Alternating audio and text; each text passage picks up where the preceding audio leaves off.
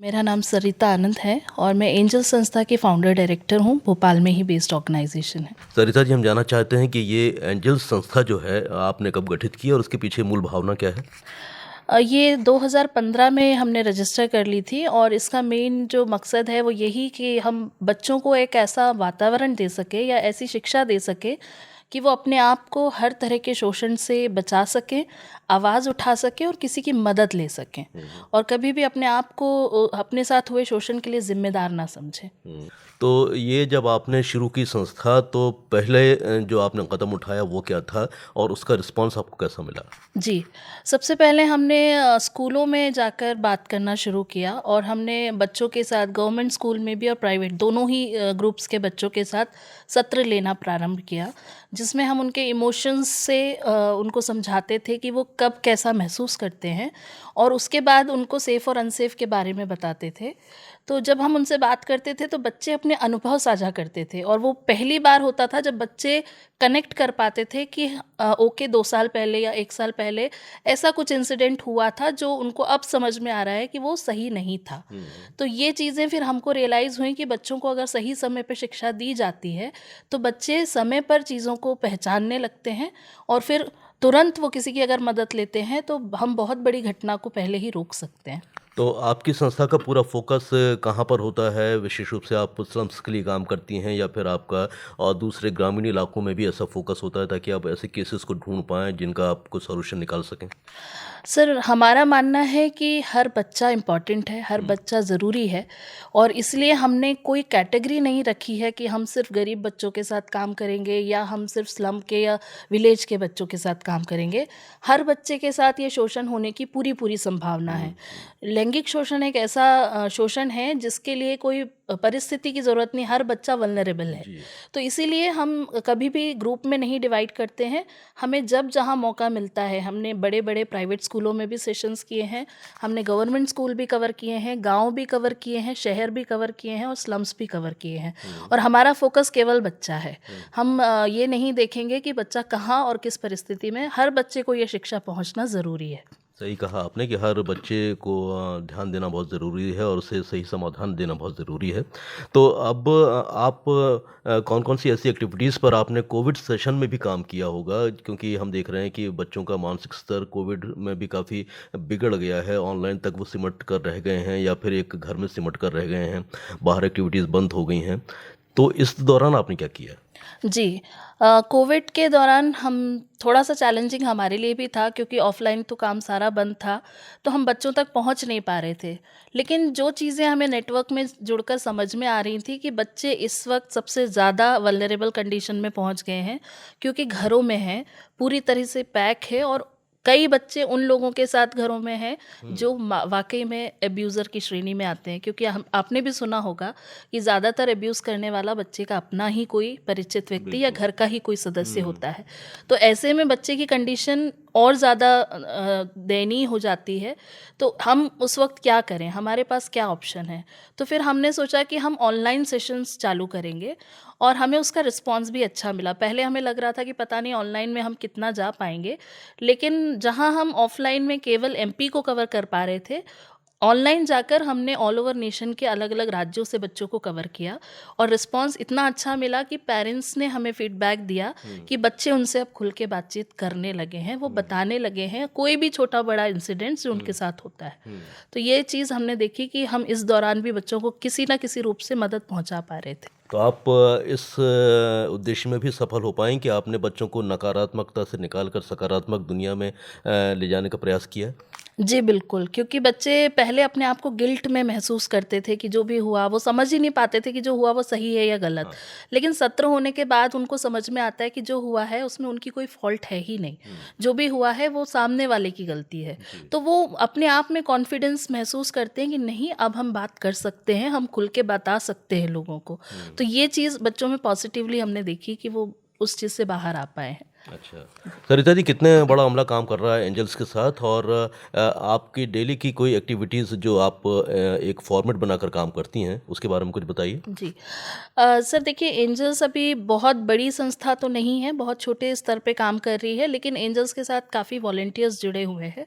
अभी 10 से 15 ऐसे वॉलंटियर्स हैं जो अपने फ्री टाइम में कंट्रीब्यूट करते हैं। तो हमारा एक सत्र है जो बॉडी सेफ्टी एजुकेशन के नाम से जाना जाता है, और इस सत्र को हमारे वॉलंटियर्स और खुद मैं भी पर्सनली जाकर बच्चों के साथ अलग-अलग मोड पे कंडक्ट करती हूँ। और जैसा कि आप जानते हैं कि ये 14 तारीख से 20 तारीख तक जी। बच्चों का दिवस चल रहा है, बच्चों का सप्ताह चल रहा है, तो इसे हम चाइल्ड सेफ्टी वीक के रूप में मनाते हैं। तो इसी पूरे हफ्ते के दौरान हम हर दिन बच्चों के लिए कोई ना कोई एक्टिविटी कर रहे हैं। हमारा फोकस एज ग्रुप के हिसाब से चलता है, और हमारी मूवी का लॉन्च है बिंदास बोल। इसे बनाने में आपने कौन-कौन से पहलुओं पर गौर किया?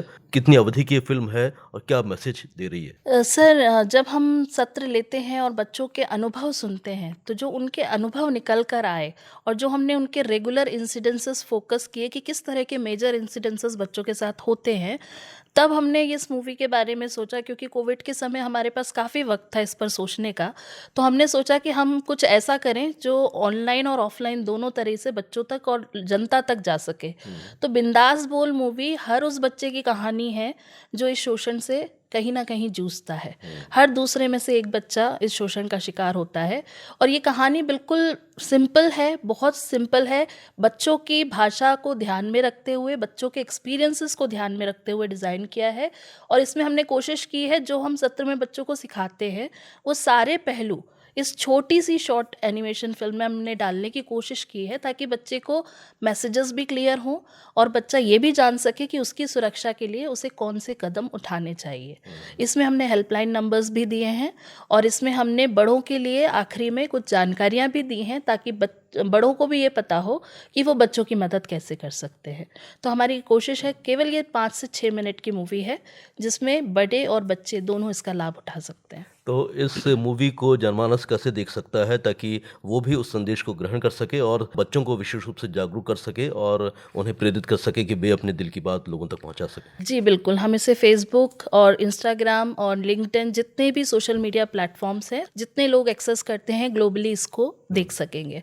और अभी ये मूवी केवल हिंदी में है, लेकिन हमारी कोशिश है, हमारा प्रयास है कि आने वाले समय में हम इसे और भी डिफरेंट लैंग्वेजेस में, खासतौर से इंग्लिश जो कि ग्लोबल लैंग्वेज है, उसमें भी इसको प्रकाशित करें। और इसके अलावा अन्य जो हमारे राज्यों की भाषाएं हैं, जैसे मलयालम है, तमिल है और मराठी है, अलग अलग भाषाओं में भी हम इसको लेकर आ सकें। अच्छा, तो इस मूवी को किसने लिखा और डायरेक्ट किया, थोड़ा उस बारे में बता दीजिए हमारे श्रोताओं को। जी, मूवी को का जो स्टोरी है वो मैंने ही रची है, और इसका जो पूरा एनिमेशन से लेके वॉइस ओवर, ये सारी हमने, एक सुदीप्ता भट्टाचार्य जी हैं, उनका स्टूडियो है, श्यामा माँ के नाम से जाना जाता है।